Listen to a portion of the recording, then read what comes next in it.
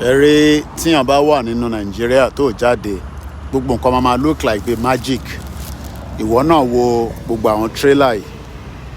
This is ibi tí wọ́n ti máa refuel after tó bá ti sinmi sí bíbà ṣorí pé iléeṣẹ́ ń páàkì ni.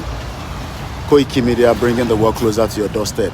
Kó wá wo gbogbo àwọn trailer tó ń lọ yìí ní méjì mẹ́ta mẹ́rin. Imagine as many goods tó ń gbé lọ. Eléyìí nísìn ó lè yẹ ẹrù tó ń gbé lọ nísìn á lọ deliver àwọn ẹrù yẹn fún store.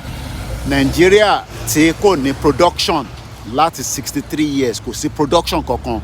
Each of this container, each of this trailer, gbogbo wọn ló níṣẹ́ tó fẹ́ lọ ṣe pátápátá. Àti eléyìí tó ń pákó àti eléyìí tó ń rẹpo, gbogbo wọn pátá ló níṣẹ́ tó fẹ́ lọ ṣe sórí wọn. Sórí bí wọ́n ṣe park. Tá bá ń pariwo Yorùbá nation, Yorùbá nation, á máa dàbí ìgbà tó yẹ pé èèyàn ní issue